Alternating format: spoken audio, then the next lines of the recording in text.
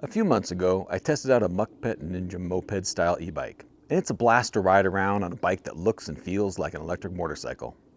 For the past few weeks, I've been testing another moped-style e-bike that is priced $350 to $450, even less than the Ninja, and it doesn't compromise that much for that affordable price.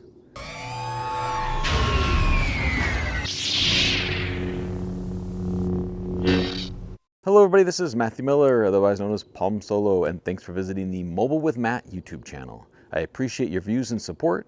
Please interact with me here, ask questions, I'll answer them, and share with your family and friends. The folks at TST e-bikes sent me the TST R002, and while it doesn't have the fanciest name, it gets the job done, and that's kind of what this bike does for the price that they're asking for.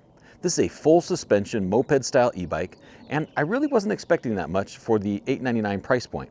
Now keep in mind that $899 price point is the current price. There may be some tariff impacts and the price may change slightly, but it's still going to be one of the most affordable moped-style e-bikes you've ever seen. So let's start off first by unboxing this bike and putting it all together, and then we'll dive into my experiences. The TST R002 arrived in a typical cardboard box, and I always start by looking and seeing what the included contents are and the manual. On this one, the first step was actually to install the kickstand, which was pretty helpful because it helped the bike stand on its own for the rest of the steps. Second step was to install that front wheel, and I do like those mag wheels, and the installation was quite easy. Then the fender goes on, and there's no worry about attaching the fender before the wheel. It's simple to put on after the wheel is mounted. The next step is a little bit more complicated, and that is attaching the handlebars correctly on the front. And that takes a few bolts and using the Allen wrenches and included tools that it came with. And then the next step is to put on that big front headlight, which is a nice headlight that is easy to see at night. And then one of the last steps is to mount the frame for the seat. It has a very long seat, so that frame goes back quite a bit. Securing the seat to the frame took me a little bit because there wasn't much room with the bolts between the frame pieces. As I mentioned earlier, the Moped-Ninja is one of the more affordable moped-style e-bikes at $1,349. With most of the competition in the moped-style e-bikes running in the $2,000 to even $4,000 range. The TST R002 has that initial price that we know now could change with the tariffs of $899, and that just seems too low to be a very good competitor in that market. But it has exceeded my expectations. And while there are a few compromises, it's a very nice bike if you're looking for something you'll be mostly riding in throttle mode. So let's look at some of the specifications. The TST R002, maybe we call it the R002, kind of like the James Bond 007. It offers the following: a 6061 aluminum frame, a 750 watt 48 volt rear hub motor with 1500 watts of peak power, 90 Newton meters of torque, and that level of torque is going to come into play a little bit later when I talk about my experiences. That 48 volt battery is a 15 amp hour battery with about a 4 to 5 hour quick charge. TST advertises a range of 65 miles with pedal assist, but as I'm going to share with you on my experiences, you really are likely will not be riding it in pedal mode very often. And if you can see, it was with me sitting on here, and if I put my foot on it, it's really a bit short for me to really pedal for very many miles. So I spent most of my time in throttle only mode, which is what most people probably will do. And in that capacity, I saw about 22 to 28 miles. Now, keep in mind, I am 6'1" and 240 pounds, and I do live in an area that isn't the flattest. So your mileage may vary, but I highly doubt, I can guarantee you, you will not get that 65 miles in throttle only mode. Assume maybe half of that when you're using the throttle. And it depends on what level of throttle. And I'll talk about the level of the throttle and the speeds that you get in a bit. The bike weighs in at 72 pounds, which actually isn't too bad for a moped-style e-bike. And it has a payload capacity of 450 pounds. You see it has this very nice, long, comfortable seat. There's an option here to mount a back seat, but I don't see any holes or openings for foot pedals, so I'm not quite sure how that back person would fit on there. It has dual suspension, and so up front we do have shocks, and in the back there is this shock under the seat.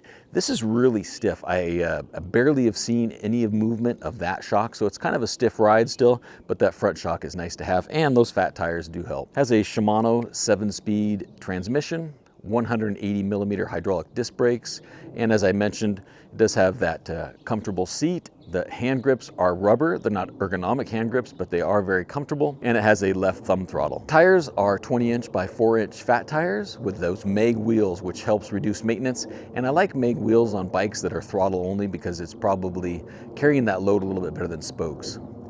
Has a large center-mounted LCD color display and a very simple controller on the left side with turn signal indicators and pedal assist levels.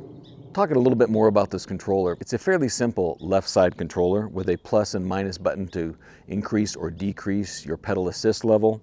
There's a light button that you hold for the headlight and tail light, and then there's a power button. One thing that I learned, and this is kind of a trick, this bike does have turn signal indicators, but you have to, it's not intuitive, I would say, and what happens is if you double press the plus or double press the minus, it either does the right or the left turn signal indicator. But if you were to go from, say, level 1 to level 5, if you push the plus button too quickly, it'll actually turn on your signal indicator. So when you're changing pedal assist levels, you need to make a conscious effort to press a button, wait a half a second or so, press it again. If you press it too quickly, it'll think that you're trying to make a turn and turn on the turn signal indicator. Now the turn signal indicator, if you do accidentally turn it on, it will just stay on for about 5 seconds and then go off. So I kind of like that capability where you don't have to remember to turn off the turn signal indicator, and that's something that we don't see on a lot of other bikes. You can also press and hold the plus and minus buttons together to access two settings. One is metric imperial mode and the other one is throttle on or off. There's only P1 and P2 menu options that I can see when you press those buttons, so there's very little customization and you are limited to that class 3 e-bike. So regular viewers know that I ride up a 13 to 15% incline into my neighborhood, and I was hoping that the TST R002 would make it up that hill. With just the throttle, because I really didn't want to have to pedal too much because it is pretty short for me to pedal that. Now, this is a pretty heavy bike. It does have a very high rate of torque on it though. So unlike that heavier Moped Ninja, I was actually able to go all the way up that hill with throttle only. Now the speed did drop to about 5 miles per hour, but it didn't stop. It kept me going. And once I got over the steepest part of that hill, it went up to 9 to 10 miles per hour. So this bike can do that. It'll get you up those very steep hills, and with my weight and height, it actually continued even at 5, so that's a good deal. Now, when I took another hill, I simply put it into about first or second gear, and then was able to pedal up very easily. Now these moped-style e-bikes really are optimized for the throttle-only mode, and I spent, I'd say 95 to 99% of my time riding in that mode. And thankfully the pedal assist level that you select also translate to your maximum throttle speed. So that's kind of nice to know on these throttle bikes, that you don't always have full throttle as soon as you put it on pedal assist level 1, for example. I like that it varies with that pedal assist level. So looking at the way that I was riding, it was pretty flat, as I mentioned, my weight. So at pedal assist level 1, I was able to achieve about 7 miles per hour with throttle. 2 was 12 miles per hour. 3 was about 14, 15 miles per hour. In pedal assist 4, I got about 18 miles per hour. And then at that highest level, pedal assist level 5, I did see that top speed of 20 miles per hour. And that's where you are limited on this bike, is that class 3, 20 miles per hour with a throttle.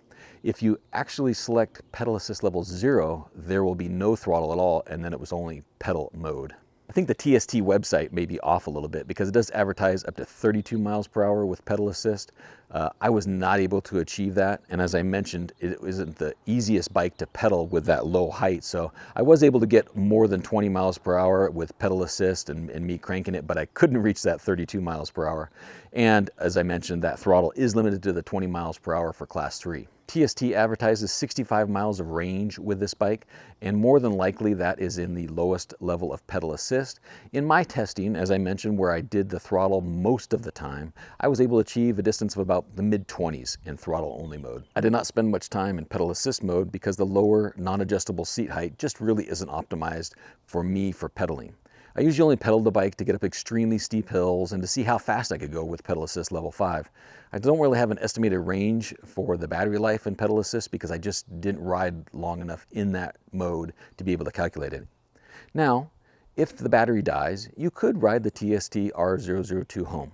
but it does take some effort to propel the heavier bike with that seat height. But thankfully that 7-speed Shimano transmission does help, but it's not something I would choose to do voluntarily. So keep in mind the range you have. There is a way to look on the battery and see what the battery capacity left is. There's also an indicator on the display that shows you the battery status. Looking at some of the pros and cons of the bike is priced very low for a moped-style e-bike, and it provides a basic throttle experience for up to 20 miles per hour. The seat is long and very, very, very comfortable. I could sit on this seat for hours. I would actually sit on this bike longer than the battery would last. And you can even buy that back cushion attachment to secure behind you for maybe a second rider, or maybe just to extend that seat out. The brakes work very well on this bike. So even if you're going 20 miles per hour and somebody comes in front of you, I was able to stop very, very quickly, even at full speed. A couple areas for possible improvement, right? The Moped Ninja moped-style bike that I tested provides 2 batteries for the longer range, and I would like to see an option here for a second battery. Now, with the way you can see it designed, this is a very large battery and there's really not much room for that, but maybe on the back of the bike you could mount a second battery or something like that to extend that range. There's also, strangely, no bell or horn that even comes with the bike, but if you're riding a bike like this, that does seem pretty important to have some indication to warn people that you're coming, besides that bright, huge headlight in the front. The TST R002 is available for $899. But with tariffs and uncertainty in the markets, that price could increase. So keep an eye on the website. I'll try to provide some information on the latest price when I post the video. Also, please consider using my Amazon affiliate link, because I believe this bike, I've seen it on Amazon and it may still be available there. So if you consider buying this bike, please use my Amazon affiliate link. If I didn't have a train ride and 3 flights of stairs to haul the bike around, I would likely ride a moped-style e-bike for commuting to work. A bike that I use to commute to work isn't one that I'm using for exercise where I want to sweat. I want to just sit back, go for a ride, not have to drive a car. And this is a really fun bike to ride around on the roads. It's great for Forest Service roads and trails as well, with those tires and wheels. If you want a throttle-only experience, then this bike comes in at the right price. I don't recommend this style of bike if you plan to spend a lot of time pedaling, if you're looking for some exercise, because it's just too short for accurate pedaling and effective pedaling, and it's pretty heavy for that type of transportation as well. Thanks for watching my review, and I hope that you enjoyed my experiences with the TST R002. Thanks to TST for sending this bike along to try out. Please consider subscribing and sharing my channel with family and friends, and may the mobile force be with you.